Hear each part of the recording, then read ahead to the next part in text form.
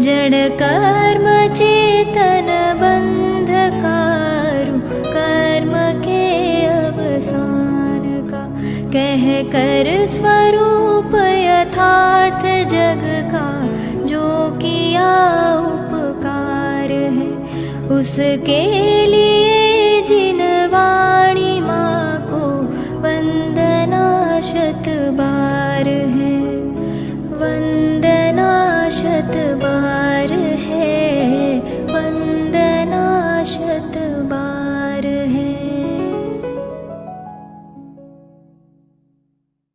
एक चिद्रूप स्वरूपाय परात्मने सोपलब्धि प्रसिद्धाय ज्ञानानंदात्मने नमः, ज्ञानानंदात्मने नमः। हमारा आज का विषय है जीवन में आनंद का महत्व। और मैंने जो मंगलाचरण किया है उसे आज से 1000 वर्ष पहले आचार्य अमृत चंद्र सूरी ने प्रवचन सार के मंगलाचरण के रूप में किया है। उसमें बस केवल एक शब्द पर आपका ध्यान आकर्षित करना चाहता हूं, ज्ञानानंदात्मने नमः। ज्ञान और आनंद आत्मा का स्वभाव है। ज्ञान और आनंद के कारण ही कोई आत्मा महान है, पूज्य है। ज्ञान के साथ आनंद का अविनाभाव संबंध है। वही ज्ञान ज्ञान है जो आनंद को उत्पन्न करे। वही आनंद आनंद है जो ज्ञान के साथ हो। बिना ज्ञान का आनंद सच्चा आनंद नहीं है। और जड़ पदार्थ में आनंद नहीं होता, बिना ज्ञान के आनंद नहीं होता और बिना आनंद के ज्ञान नहीं होता। मैंने इस विषय पर एक छोटा सा लेख भी लिखा है, वो भी आपको मैं भेजूंगा। पर मैं अभी थोड़ी क्या कहना चाहता हूं, पहले वो बात आपको बताता हूं। मेरा विषय मैंने जानबूझकर रखा जीवन में आनंद का महत्व। हमने थोड़े दिन पहले चर्चा की थी कि जीवन में ज्ञान का क्या महत्व है, जीवन में वैराग्य का क्या महत्व है, जीवन में चारित्र का क्या महत्व है, जीवन में सम्यक दर्शन का क्या महत्व है, मोक्ष मार्ग में कहो, मोक्ष मार्ग में क्या महत्व है। ऐसे ही आज मैं आपके साथ ये चर्चा करना चाहता हूं कि मोक्ष मार्ग में आनंद का क्या महत्व है। मोक्ष मार्ग में आनंद, आनंद माने प्रसन्नता, चित्त प्रसाद, हमेशा मन प्रसन्न रहना चाहिए। ये बात बहुत आचार्यों ने लिखी है और मैं आज उसी की ओर आपका ध्यान आकर्षित करना चाहता हूं, क्योंकि मैं ऐसा देखता हूं कि बहुत लोग धर्मात्मा होकर भी, ज्ञान प्राप्त करके भी दुखी होते रहते हैं। ऐसा मेरा बड़ा अनुभव है। बहुत लोगों को मैं दुखी देखता हूं, अपने साथियों को, बहुत से धार्मिक लोगों को, कि वे बात बात पर दुखी होते रहते हैं। छोटी छोटी बातें, पता नहीं कहाँ की क्या, कोई भूतकाल के गड़े मुर्दे उखाड़ता है तो कोई भविष्य की सेक चिल्ली कल्पनाएं करता है और दुख को इनवाइट करता रहता है अपनी जिंदगी में। बहुत ज्यादा बात बात पर दुखी रहते हैं। और मैं यही समझने की कोशिश कर रहा हूं कि ये सब धर्मात्मा का लक्षण नहीं है। धर्मात्मा की पहचान कुछ है तो वो उसकी प्रसन्नता है। धर्मात्मा नरक में भी रहेगा तो प्रसन्न रहेगा और पापी जीव स्वर्ग में भी रहेगा अधर्मात्मा जीव स्वर्ग में भी दुखी रहेगा, वहां भी वो ईर्ष्या से तरह तरह के दुखों से दुखी रहेगा। इसलिए सदा प्रसन्न रहना चाहिए, सदा आनंदित रहना चाहिए। ये शिक्षा हमको आज मिले, ये मेरा मतलब है। मैंने बहुत से लोगों को तो ये देखा, कितने ही लोग तो धर्म ध्यान करके दुखी होते हैं। ये एक बहुत बड़ा संसार का आश्चर्य है। जो धर्म आनंद के लिए है, प्रसन्नता के लिए है, वही धर्म बहुत लोगों को दुख का कारण बनता है। जैसे बारे भावना पढ़ेंगे तो रोएंगे। अरे बारे भावना रोने के लिए थोड़ी थी, बारे भावनाएं तो हल्का करने के लिए, प्रसन्न करने के लिए। कोई साथ नहीं देता, अरे दे नहीं सकता, वस्तु का स्वरूप है। संसार का स्वरूप कैसा है, ये समझाकर प्रसन्न करने के लिए बारे भावना लिखी थी। पर ये जीव है कि धर्म के क्षेत्र में भी अनित्य, असरण, संसार, अरे बाप रे, जैसे बड़े बड़े किसी ने वज्र मारे हों, थप्पड़ मारे हों, अरे ये वस्तु का स्वरूप समझाया जा। तो ऐसे मैं ये देख रहा हूं कि कितने ही लोग तो भूतकाल और भविष्य काल की बातों को लेकर के दुखी रहते हैं, यूं ही बेवजह। वे जरा ये नहीं समझते कि भूतकाल सपना, भविष्य काल कल्पना, वर्तमान अपना। आदमी को वर्तमान में जीना चाहिए। धर्मात्मा इतनी सी बात नहीं समझ पाए तो स्वाध्याय का क्या फल है? पुरानी बातों को या आगामी बातों को लेकर के झगड़े करते रहना।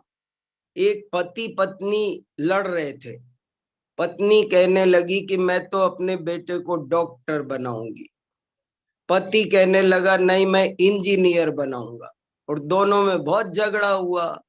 तो कोई तीसरा व्यक्ति आया, सुनील जी जैसा, उसने पूछा क्या हुआ? बोले ऐसे है, ये डॉक्टर बनाना चाहता है, मैं तो इंजीनियर बनूंगी, मैं इंजीनियर बनाना चाहता हूँ। तो वो बोले कि अच्छा बच्चे को बुलाओ, उससे बात करते हैं। बोले वो अभी पैदा नहीं हुआ। बच्चा पैदा नहीं हुआ और झगड़ा चल रहा है कि क्या बनाएंगे। फालतू की बातें, इतनी बातें है।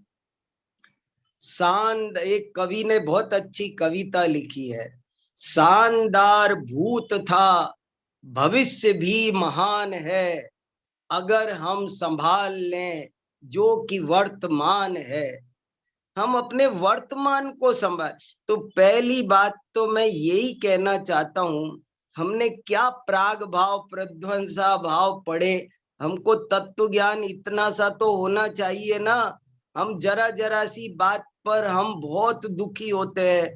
महावीर भगवान के चरित्र में एक घटना आती है। कुणिक उनका दोस्त था। राजकुमार वर्धमान के दोस्तों में एक दोस्त राजा श्रेणिक का बेटा कुणिक भी था। तो कुणिक के ने एक दिन वर्धमान से पूछा कि वर्धमान क्या बात है, तुमको जब देखो तब तुम ऐसे चेहरे पर कांति और शांति रहती है, हमेशा गंगा में बैठे दिखाई देते हो, हमने तुमको जीवन में कभी उदास और दुखी नहीं देखा, क्या कारण है? तो वर्धमान उत्तर देते हैं कि मैं हमेशा वर्तमान में जीता हूं, बस यही मेरी प्रसन्नता का राज है। तो इस तरह से मैंने ये देखा। अब मैं आपको शास्त्रों में से कुछ पंक्ति ऐसी बताऊंगा कि जिससे हमको ये समझ में आए कि जीवन में प्रसन्न रहना कितना जरूरी है। जो लोग दुखी रहते हैं उनका दुख मिटता नहीं है, बल्कि दुख बढ़ता है। दुखी रहने से दुख बढ़ता है। जरा तो विचार करो, दुखी आदमी के पास कोई ज्यादा बैठना पसंद नहीं करता।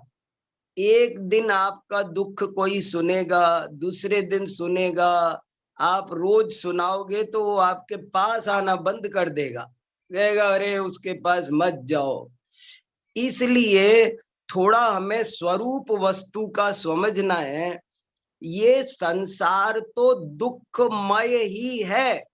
हमारे आचार्यों ने एक जगह एक बहुत अच्छी बात लिखी है, मैंने अपने लेख में उद्धृत किया है।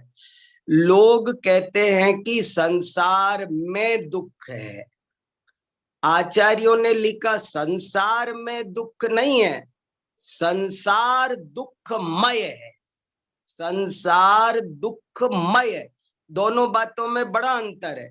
संसार में दुख ऐसा क्या बोलते हो, संसार दुखमय है, उसमें आगे पीछे ऊपर नीचे दाएं बाएं अंदर बाहर दुख ही दुख भरा हुआ है, तो संसार तो दुखमय ही है। लेकिन ज्ञानी उसका नाम है, विद्या उसका नाम है, स्वाध्याय उसका नाम है कि आप उस दुख में भी प्रसन्न रहने की कला सीख लो। बर्ट्रैंड रसल ने एक बात लिखी है कि आपका सब कुछ जीवन में खत्म हो जाए, आपके पास कुछ ना बचे, आपके पास केवल 2 पैसे रह जाएं, सब खत्म हो जाए, तब भी आप 1 पैसे से रोटी खरीदना और दूसरे 1 पैसे से गुलाब खरीदना। बोले क्यों? कि वो गुलाब तुम्हें ये सिखाएगा कि जैसे इतने कांटों के बीच ये मुस्कुरा रहा है, ऐसे ही मुझे भी इस संसार में मुस्कुराना है। ये तो दुखमय है, संसार में कदम कदम पर दुख है, अपरंपार दुख है। लेकिन धर्म तो उसी का नाम है कि जो दुखों के बीच भी सुखी रहने की कला सीख जाए। दुखी रहने से आर्त ध्यान होता है और बहुत कर्म बंद होता है। धर्म ध्यान की पहली शर्त है आनंदित होना। कार्तिकेयानुप्रेक्षा में धर्म ध्यान की परिभाषा ही ये लिखी है, जम चिंतदि सानंदम तम हवे उत्तमम ध्यानम। आपको कुछ रेफरेंस दिखाऊं पहले? चेतन भैया वो लगाना, मेरा लेख शुरू में मैंने कुछ रेफरेंस लगाए हैं, वो रेफरेंस आप थोड़े से देखो, आपको पता चलेगा कि प्रसन्नता, जीवन में प्रसन्न रहना कितना जरूरी है। मैंने एक ये छोटा सा लेख लिखा है, मैं चाहता हूं आप सब लोग इस पर ध्यान दें, और कोई बात आपको ध्यान में आए तो मुझे बताएं कि क्या अपन को सोचना है। मैं आपके साथ मिलकर स्वाध्याय कर रहा हूं। देखो क्या लिखा मैंने, चित्त प्रसाद या आनंद भारतीय संस्कृति का सर्वोच्च जीवन मूल्य है, संदेश है। भारतीय संस्कृति का सबसे बड़ा संदेश, सारे धर्म ग्रंथों का, सारी धर्म क्रियाओं का एक ही संदेश है। सबसे बड़ी वैल्यू लाइफ की है तो वो है आनंद, सबसे बड़ा संदेश है। सभी संतों और शास्त्रों का एकमात्र अंतिम कथ्य है, येन केन प्रकारेण सदा आनंदित रहो, कभी भी किंचित भी दुखी मत हो। दुखी होने से दुख मिटता नहीं, अपितु बढ़ता है। आगामी दुख का कारणभूत घोर कर्म बंध भी होता है। दुखी व्यक्ति तत्व चिंतनादि रूप धर्म ध्यान भी नहीं कर पाता। यही कारण है कि सभी जैन ग्रंथों में यत्र तत्र सर्वत्र सदैव प्रसन्न रहने की शिक्षा दी गई है।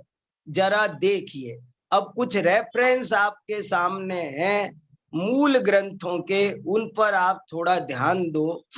जम चिंतदिशानंदम तम धम्मम उत्तमम झाणम, कार्तिकेयानुप्रेक्षा की 480 नंबर की गाथा है।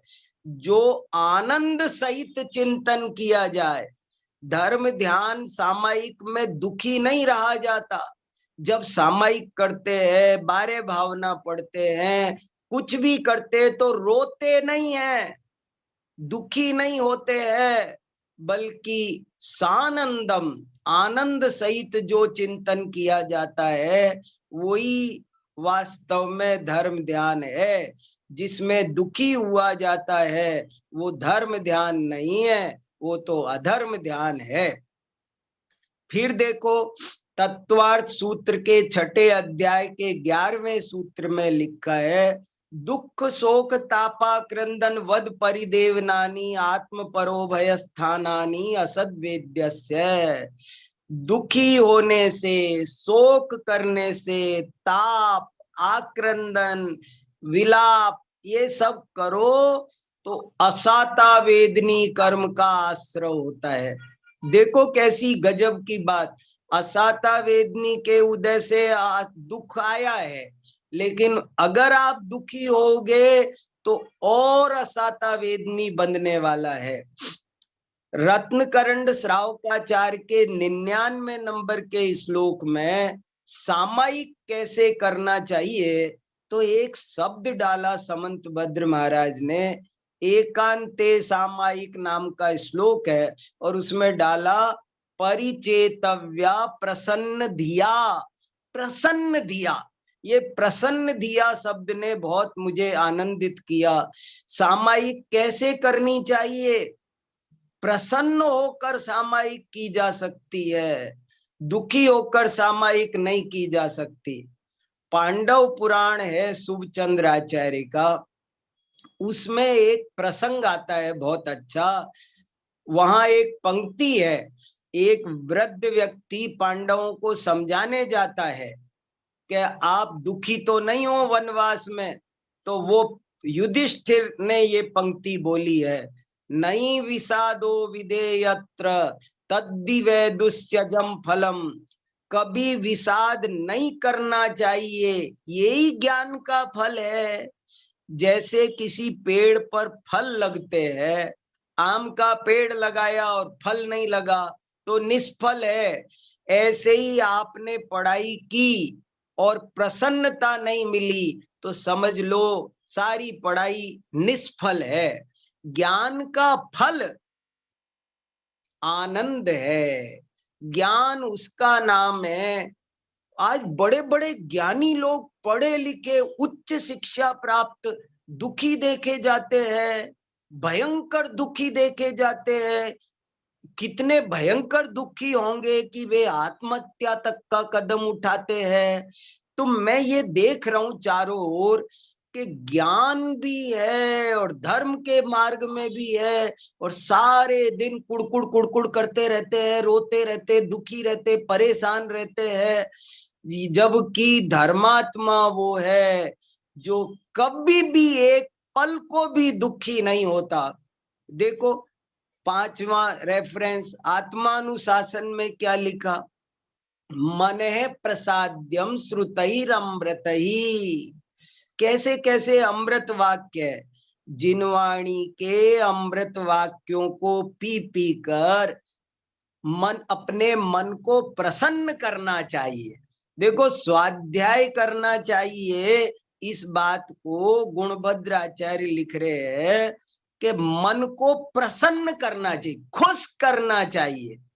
और भी देखो, मैत्रायणी आरण्यक है एक, उसमें भी लिखा, चित्तस्य प्रसादेन हन्ति कर्म शुभाशुभम प्रसन्नात्मात्मनि स्थित्वा सुखम अव्ययम अश्नुते। चित्त की प्रसन्नता से अनेक शुभाशुभ कर्मों का क्षय होता है। प्रसन्न आत्मा ही आत्मा में स्थित हो पाता है। प्रसन्न आत्मा ही अव्यय सुख भोग पाता है। ध्यान के मंत्रों में भी ऐसे बहुत सारे मंत्र आते हैं। नंदी संपन्नो हम, इस तरह नंदी माने आनंद, आनंद से संपन्न हूं, कहने का मेरा अभिप्राय यही है। ऐसे और भी बहुत सारे हैं। अगला पेज और है इसके आगे नीचे, चेतन भैया देखो इसके आगे और है जरा से, बहुत अच्छे अच्छे रेफरेंस है। देखो आनंदो में वर्षति, देखो कैसे कैसे मंत्र है।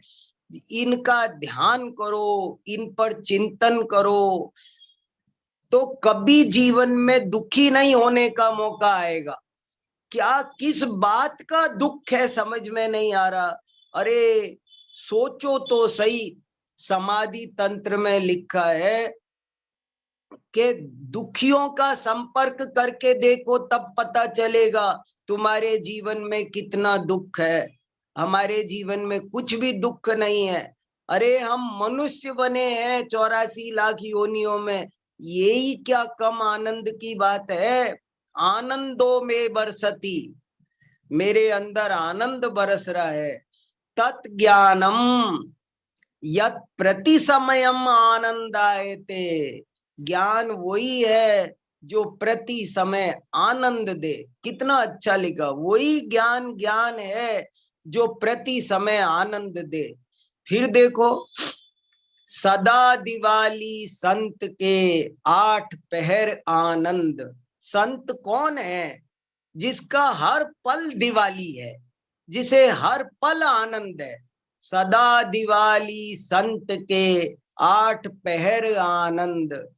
तो ऐसे बहुत सारे कोटेशन आपको मिलेंगे। ज्ञान ज्ञान समानन आन जगत में सुख को कारण।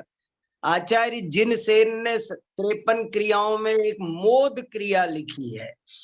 प्रमुदित होना, प्रसन्न होना, दुख देने वाले दृश्य देखना भी नहीं। गर्भवती स्त्री को दुख देने वाले चित्र देखने भी नहीं चाहिए। जो प्रसन्न करे ऐसे चित्र देखने चाहिए। बाहर नारक कृत दुख भुगते, अंतर सुख रस घटा घटी। सम्यक दृष्टि नरक में पड़ा है।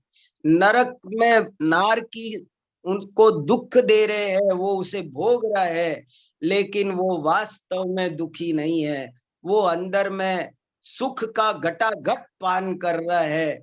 ज्ञानी वो है। आज मैं आपको ये बताना चाहता हूं, थोड़ा सा भी जीवन में ज्ञान आया होगा, थोड़ा सा भी जीवन में धर्म आया होगा, तो अंतर में सुख रस घटाघट होने लगेगा। दुख दूर हो जाएंगे। जो कभी भी दुखी नहीं होता, देखो कैसे कैसे भजन है, नाचते हैं ज्ञानी तो। अब मेरे समकित सावन आयो, धर्मात्मा तो सदा नाचते हैं। देखो तो सही, अब मेरे समकित सावन आयो। सम्यक दर्शन सावन है। दुनिया जिस सावन को खुशी मनाती है, ऐसे उसके लिए तो जीवन में खुशियां हैं। अब हम अमर भये न मरेंगे। दयानंद राय जी भजन लिख रहे हैं। ये भजन क्या कह रहा है? ये ज्ञानियों का नृत्य दिखा रहा है आपको कि वे अंदर से कैसे नाच रहे हैं। आनंद स्रोत बह रहा, मन क्यों उदास है। पानी में रह के भी अरे मछली को प्यास है। अरे अंदर में आनंद का स्रोत बह रहा है, किस चीज का दुख समझ में नहीं आता। होली दिवाली आदि सभी त्योहारों, हमारे देश में इतने त्योहार क्यों बनाए गए? बड़े बड़े विद्वानों ने रिसर्च करके कहा है कि इतने त्योहार इसीलिए बनाए कि तुम खुश हो। जिस दिन त्योहार होता है उस दिन हमारा मन कैसा खुश हो जाता है। हम नए कपड़े पहनेंगे, प्रसन्न रहेंगे। नहीं आज गुस्सा नहीं करना है, आज रोना नहीं है। बस ठीक ऐसे ही सारे त्योहार आपको इतने 7 बार न्यो त्योहार। भारत एक उत्सव प्रधान देश है। यहाँ हफ्ते में दिन 7 होते हैं पर त्योहार 9 होते हैं। उनका एक ही कारण है कि आप हमेशा खुश रहो। भूत भविष्य की व्यर्थ कल्पनाओं को भूल जाना चाहिए, वर्तमान में जीना चाहिए। ये मैं बता चुका। सुख दुख या संसार में सब काहू के होए, ज्ञानी काटे ज्ञान सो मूर्ख काटे रोए। ऐसे बहुत सारी बातें हैं, हमको समझने की बात है। भूत भविष्य की बात भी मैं आपको बता चुका, भूतकाल सपना की बात भी बता चुका। ये अपने नाम गांव सकल आदि की हीन भाव, जरा कोई कोई मेरे बाल अच्छे नहीं, मेरी नाक अच्छी नहीं, मेरे कान अच्छे नहीं, फालतू की बातों से दुखी होते जिनका कोई मीनिंग नहीं। उसके लिए एक छोटी सी कहानी का मैंने संकेत दिया है। चोखो ठन ठन पाल। हमारे गांव में बचपन में मैंने एक कहानी पढ़ी थी, वो कहानी मुझे प्रभावित कर गई। वो कहानी ये ऐसे है कि एक आदमी का नाम ठन ठन पाल था। तो उसकी पत्नी उसे कहती रहती थी कि मुझे तुम्हारा नाम अच्छा नहीं लगता, तुम अपना नाम बदल कर आओ। तो वो आदमी कहता रहता था कि नाम में क्या रखा है, छोड़ ना, तू भी क्यों जिद कर रही है, जो है वही रहने दे। लेकिन एक दिन पत्नी पीछे पड़ गई कि नहीं, अब तुम अपना नाम बदल के आओ तभी मैं घर में घुसने दूंगी। मुझे अच्छा नहीं लगता तुम्हारा ये नाम, जो आता है वही आवाज देता आता है, ठन ठन पाल ठन ठन पाल। घर में मुझे अच्छा नहीं लगता। तो वो आदमी गया, बाहर जा करके उसने देखा कि कोई आदमी मर गया है। तो उसने सोचा ये आदमी मर गया तो मैं इसका नाम ले लेता हूँ, नाम खाली हो गया इसका। तो उसने पूछा अर्थी ले जाने वालों से कि भाई साहब इसका क्या नाम था। तो लोगों ने बताया इसका नाम अमर सिंह था। तो वो कहता है कि अरे अमर सिंह नाम था, क्या फायदा हुआ अमर सिंह नाम का, अमर सिंह नाम होकर मर गया, ये नाम ठीक नहीं है, मैं ये नहीं रखूंगा, दूसरा देखता हूं। आगे गया तो एक आदमी भीख मांगता था, गरीब भिखारी। उसने सोचा इसको कोई नहीं जानता, मैं इसका नाम पूछकर इसका रख लेता हूं। तो उससे पूछा भैया तुम्हारा नाम क्या। वो बोला मेरा नाम धनपाल है। बोले क्या, धनपाल, धनपाल होकर भीख मांग रहे हो, फिर क्या फायदा हुआ नाम का। मुझे तुम्हारा नाम भी पसंद नहीं आया, मैं ये भी नहीं रखूंगा। और आगे चला, आगे चला तो सोचने लगा ऐसा करता हूं किसी स्त्री का नाम रख लेता हूं, पुरुषों के तो सब खराब है, अच्छा नाम किसी स्त्री का मिलेगा। तो एक स्त्री कहीं पर ईंधन इकट्ठा कर रही थी, उपले इकट्ठे कर रही थी। तो उससे, गरीब थी, उससे पूछा बहन तेरा नाम क्या है। तो वो बोली मेरा नाम लक्ष्मीबाई है। अरे लक्ष्मीबाई होकर के तू ईंधन बीनती है, ऐसी गरीबी है, तो क्या फायदा हुआ लक्ष्मीबाई नाम का। ऐसे वो नाम पूछ पाछ के थक गया। थक करके वो लौट कर घर आता है और अपनी पत्नी से कहता है अमर सिंह ने मरता देखा, भिक मांगे धनपाल, लक्ष्मी बाई छाणा बीणे, चोखो ठन ठन पाल। तो क्या फालतू की बातें होती है बहुत सारी, जिसकी वजह से हम दुखी होते रहते हैं। और मैं यही कहना चाहता हूं, ज्ञान किया, पढ़े लिखे, स्वाध्याय किया और फिर भी दुख, क्या फायदा हुआ। देखो मैं मनुष्य हूं, इससे बड़ी उपलब्धि और क्या होगी। प्रसन्न हो जाओ, सारे कर्तृत्व का बोझा उतार दो। अपन इतना कर्म सिद्धांत पढ़ते हैं, क्रमबद्ध पर्याय पढ़ते हैं, वीतरागता, सर्वज्ञता और केवल ज्ञान का स्वरूप समझते हैं, और फिर भी हम एक गिलास क्या टूट जाता है, 4 घंटे परिणाम खराब करते हैं। इसका मतलब है हमको जीवन में अभी आनंद का महत्व समझ में नहीं आया। मैंने एक और छोटा लेख लिखा है, जीवन में ज्ञान और आनंद के महत्व को रेखांकित करती है दीपावली। छोटा सा लेख है, 1 पेज का भी नहीं है। देखो, चिता चिंता समा उक्ता बिंदु मात्र विशेषतः सजीवे दहती चिंता निर्जीवे दहती चिता। चिंता वो तो चिता से भी बुरी है, चिता तो मुर्दे को जलाती है, पर चिंता जिंदे आदमी को जलाकर कोयला बना देती है। इसलिए स्वाध्याय करने वालों को, ज्ञानियों को दुख तो उठाकर फेंक देने चाहिए। कभी किसी भी स्थिति में दुखी होने का कोई मतलब नहीं है। देखो, धर्म का आविष्कार हमको खुश करने के लिए ही हुआ था, पर लोगों ने धर्म को भी उदासीनता या दुख का कारण बना लिया। ये बड़े आश्चर्य की बात है। देखो, एक जोकर, 2000 रुपए का एक जोकर, सर्कस में जोकर होता है 2000 रुपए का, एक जोकर हजारों लोगों को प्रसन्न कर देता है। पर हम कैसे ज्ञानी धर्मात्मा के कोई हमारे पास बैठे तो उल्टा दुखी हो जाए? अरे, धर्मात्मा के पास तो कितना भी दुखी आए तो प्रसन्न हो जाना चाहिए। इसलिए इस बात पर थोड़ा सा सोचना है। अभी इसमें एक थोड़ी गहराई में भी जाना है मुझे। अभी इसके नीचे और है थोड़ा सा, वो भी पढ़ के सुनाता हूँ। देखना चेतन भैया, इसके आगे है कुछ, ठीक है ना?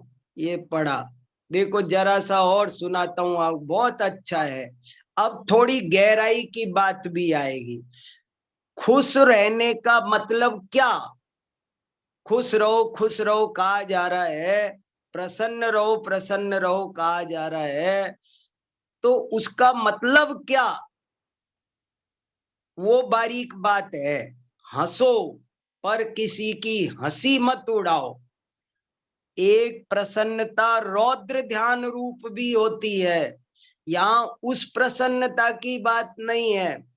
अंधे का पुत्र अंधा, रोग की जड़ खांसी, लड़ाई की जड़ हंसी, कई दफे ये बहुत सारे, देखो ये जो जीवन में हमेशा खुश रहना चाहिए, इस बात को आजकल बहुत सारे मोटिवेशनल स्पीकर होते हैं वो भी पकड़ते हैं। बहुत सारे टीवी चैनलों पर लाफ्टर शो चलते हैं। लेकिन आज मैं वो बात आपको नहीं कहना चाह रहा हूं। ये बहुत बारीक बात समझने की है। क्यों? दूसरे की हंसी उड़ाकर खुश रहने का मतलब नहीं है हम किसी नेताजी की, बोले किसी महिलाओं अश्लील मजाक कर करके मनोरंजन नहीं होता है, मनोभंजन होता है। कितने ही लोग मनोरंजन करने लग जाते खुश रहने के लिए, लेकिन वो मनोरंजन की भी क्वालिटी, स्तर वो बहुत गड़बड़ होता है। और कदाचित ज्ञानियों की हंसी हो जाए तो वो घोर कर्म बंध का कारण हो जाता है। आपस में झगड़े हो जाते हैं हंसी में। तो इसलिए थोड़ा सोचना है। मैं जो बात कहना चाह रहा हूं उसको थोड़ा कोशिश कर रहा हूं, मैं इसकी थोड़ी गहराई में जाना चाह रहा हूं। विकृत हंसी भी होती है, विकृत प्रसन्नता भी होती है, अज्ञान पूर्ण प्रसन्नता भी होती है। यहाँ उसकी बात नहीं है, यहाँ तो ज्ञान पूर्वक जो प्रसन्नता होती है उसकी उसकी बात कही जा रही है। धर्मात्मा जीव सदा प्रसन्न रहते हैं। इसका एक कारण ये है कि वे हमेशा सकारात्मक चिंतन करते हैं, नकारात्मक नहीं, गुण ही देखते हैं, अवगुण नहीं। इसकी भी कहानी मैं बाद में बताऊंगा। सज्जन दूसरे का दुख दूर करते हैं। देखो कैसी अच्छी अच्छी कविताएं भी लोगों ने लिखी। मत व्यथित हो पुष्प किसको, सुख दिया संसार ने, स्वार्थमय सबको बनाया, जगत के व्यवहार ने। अरे जगत का स्वरूप स्वार्थमय है, इसमें किसी को किसी से कोई गिला शिकवा करने की जरूरत नहीं है। परिवार, बच्चे, पत्नी सब स्वार्थ के हैं। अरे हम भी स्वार्थ के ही हैं। संसार में तो सभी स्वार्थ, संसार का पूरा व्यवहार स्वार्थमय है। इसमें क्या रखा है? तो इसलिए इन सब चीजों पर थोड़ा सा सोचना है। और फिर एक पॉइंट और भी है, दुख आए तो उसको भी वरदान समझो। दुख भी मानव की संपत्ति है, तू क्यों दुख से घबराता है? देखो दुख तो बहुत बढ़िया चीज होती है। अगर जीवन में दुख नहीं होता तो धर्म नहीं होता। अगर जीवन में, संसार में दुख नहीं होता तो ये इतना दर्शन शास्त्र नहीं होता। ये फिलॉसफी का सारा डेवलपमेंट इसलिए हुआ है कि दुनिया में दुख है। दुख तो वरदान है। दुख तो सुख दुख जीवित मरणोपग्रहाश्च, जैसे सुख उपकारक है ऐसे दुख भी उपकारक है। ऐसे ऐसे दोए हैं, देखो तो सही। सुख के ऊपर सिल परो, नाम हरि को जाए, बलियारी व दुख की, जो पल पल राम रटाए। अरे सुख के ऊपर पत्थर बांध के कुएं में पटक दो, क्यों? सुख में भगवान को भूल जाते हैं। वो दुख बढ़िया है जो हर पल राम रटाता है। दुख बहुत लाभदायक होता है, ये मैं आपको बताना चाहता हूं। ज्ञानी लोग दुखों को आमंत्रित करते हैं, उनके पास आगे से चलकर जाते हैं। ये काय क्लेश उपसर्ग परिसय, इनके तप, उनके पीछे जाते दुख हमें सावधान करता है। दुख हमें सत्य का दर्शन कराता है। हमें धर्म में लगा, सारे सुखी सुख हो तो कौन धर्म करे? हो गई है पीर पर्वत सी पिघलनी चाहिए, इस हिमालय से कोई गंगा निकलनी चाहिए। किसी हिंदी कवि की कविता है ये। तो जब पीड़ा होती है तो उसमें से गंगा निकलती है। अभिशापों में वरदानों के फूल खिला करते हैं। इसलिए दुखों से कभी घबराना नहीं चाहिए। पहाड़ जितने भी दुख टूटे, समुद्र भी जितने भी दुख टूटे, तो एक मुस्कुराहट उस समुद्र पर, दुख सागर पर पुल का काम कर देती है, पुल बना देती है। यदि हम ज्ञानी होकर भी दुखी हैं तो हमारा सारा ज्ञान निष्फल है। जिस ज्ञान वृक्ष पर सुख शांति के फल लगे वही श्रेष्ठ है, सफल है। अभी और कुछ थोड़ी सी इम्पोर्टेंट बात है, मुझे इसकी थोड़ी और गहराई में जाना था, पर अब आज का समय हो रहा है। बहुत अच्छा, दुष्यंत कुमार की कविता है ये। थोड़ी और मुझे थोड़ी इस विषय में एक थोड़ी रहस्य की गहरी बात कहनी है, लेकिन अब वो अभी समय हो रहा है तो लेख भी बचा है, तो हम इसकी चर्चा कल थोड़ी कंटिन्यू करेंगे। आज आप लोग इसमें कुछ कहें तो मुझे बहुत प्रसन्नता होगी। सुनील जी सुनाएंगे कुछ, देखो।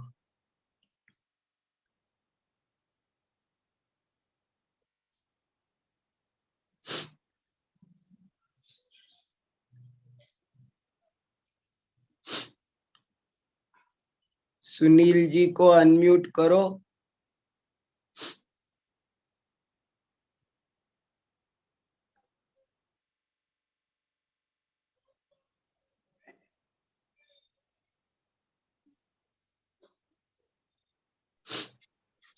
जय जिनेन्द्र भाई साहब।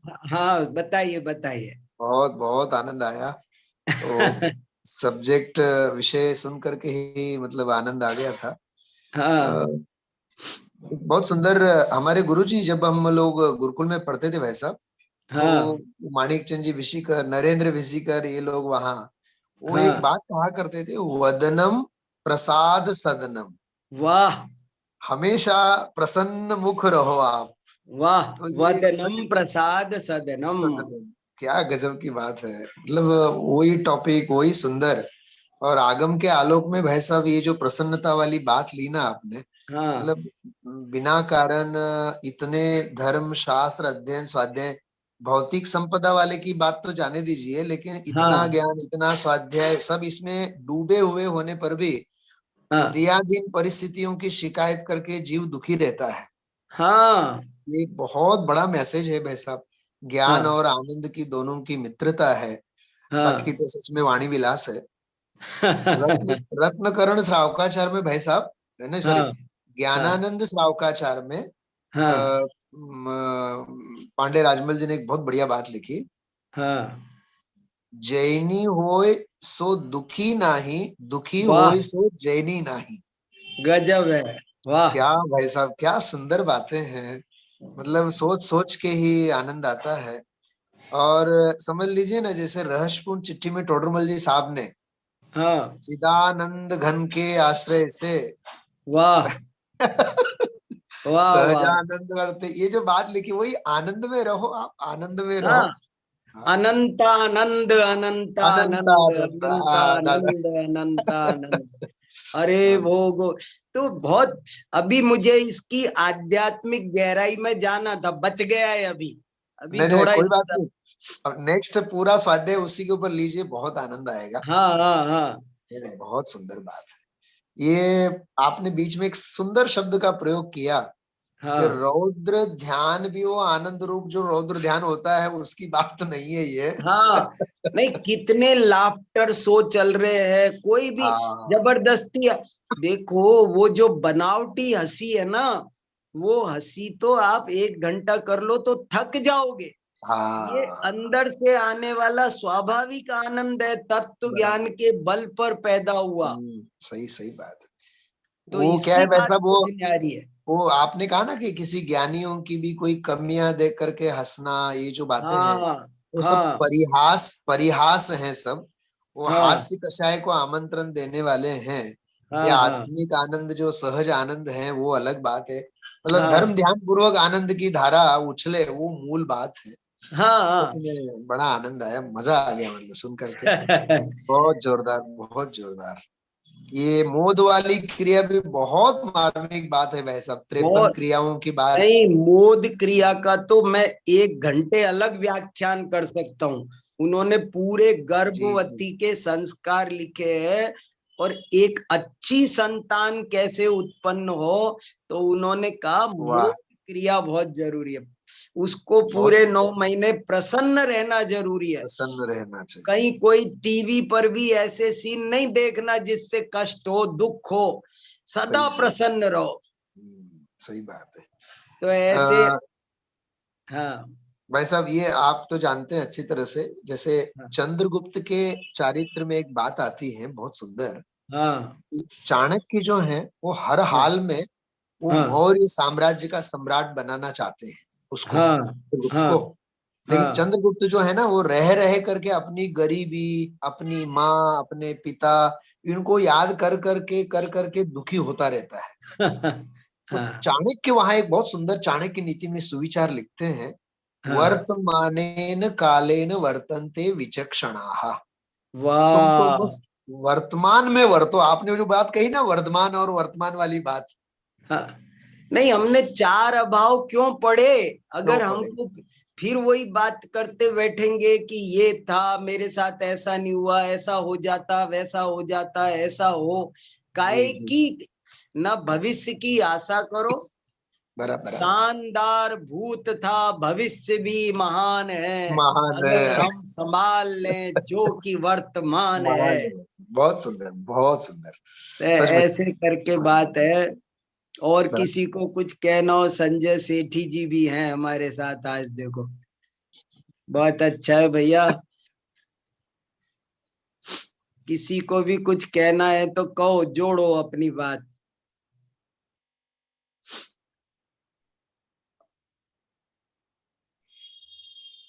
संजय जी तो सर्वोदय संस्था के अध्यक्ष हैं भाई साहब। हाँ हाँ, वो हाँ, नहीं नहीं, सही है, अच्छा है, बहुत अच्छा है। संजय जी इसके बोलिए। सर्वोदय अहिंसा के वो घोष वाक्य में भी है, नंदतु हाँ सर्वत्र, हाँ, सर्वानंदतु सर्वत्र। सर्वत्र, हाँ। तो वही वो विषय है आज प्रसन्न। अभी इसमें कल कुछ थोड़ी और गहराई की बात कहने की कोशिश करूंगा। संजय जी बोल रहे कुछ? हाँ हाँ, नहीं नहीं, बहुत ही सुंदर है आज का भाई साहब। हाँ प्रसन्नता जो एक जगत के लोगों को दिखती है, वो केवल एक बाहर ही रह गई। हाँ जो आंतरिक प्रसन्नता है, वो हाँ लोगों को समझ में ही नहीं आ रही, वो आएगी कैसे। हाँ उस बाहरी प्रसन्नता के लिए जो आप कह रहे थे, लाफ्टर शो देख रहा है, नए नए मनोरंजन की चीजों पे जाता है, हाँ और वो सब तो एक रौद्र ध्यानी है। हाँ, विषयों में झपट्टे लगाकर खुश होने की कोशिश कर रहा है। हम तत्व ज्ञान के बल पर खुशी प्रकट होनी चाहिए अंदर में, ये बताना चाह रहे हैं भाई साहब। हाँ भाई साहब, ये आपकी बात सुन करके टोडरमल जी साहब की बात बिल्कुल दिमाग में घूम गई। अहो, हाँ मुझे तो इन बातों की खबर ही नहीं थी। हर्ष हाँ होना चाहिए अंदर। हाँ। अरे जरा जरा सी बात, 2 नंबर कम आ गए, 2 पैसे कम आ गए, 2 जेब कट गई, जा क्या हो गया, ये खो गया, वो टूट गया, फूट गया। ये तो स्वरूप है चीजों का, टूटना फूटना, खोना लगना, गिरना पड़ना। ये तो सब तुम्हें संसार का स्वरूप समझ में नहीं आया क्या? ये तो होता ही है यहाँ पर, कोई ये मतलब है मेरा। और तो एक चलो, अंतिम बात भाई साहब, हाँ आपने एक बात की तरफ इशारा किया, वो हाँ बहुत गहराई से समझने जैसी थी हाँ कि धर्म को हम आप लोगों ने दुखों के साथ जोड़ दिया है। जो दुखी हाँ, ये होवे सो धर्म करे, ये पता ऐसी नहीं बात क्या, बिल्कुल नहीं है। हाँ, ऐसा लगता है कि जो खुश है ना, अरे ये हाँ, तो धर्मात्मा ही नहीं हो सकता। धर्मात्मा माने उदास, बिल्कुल भारी, मुंह लटका के बैठा होगा। ओ जैसे माँ दुखी होगा तो ही धर्मात्मा होगा। अरे धर्मात्मा माने मस्त, जो ये जो बहुत जिसका सदा दिवाली संत के 8 पैर आनंद, या सदा दिवाली संत के आनंदों में बरसती। कैसे कैसे वाक्य लिखे, अरे मैं आनंद की मूसलाधार, नाचता है धर्मात्मा। तो अमृतचंद्राचार्य देव ने कहा, भाई साहब प्रसीद तू। प्रसिद्ध तू। तो वो कैसे प्रसन्नता तत्व ज्ञान के बल पर प्रकट हो, उसकी थोड़ी चर्चा कल और करेंगे। आज का समय हो गया।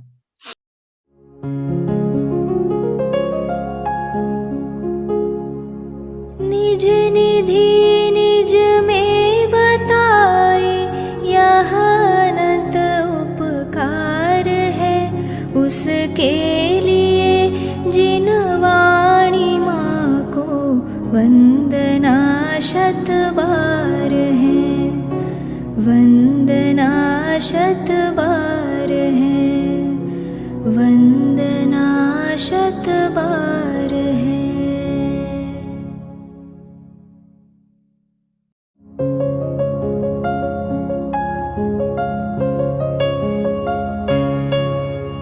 हे जिन वाणी भारती, तो ही जपो दिन रैन, जो तेरी शरणा गहे सो पावे सुख चैन।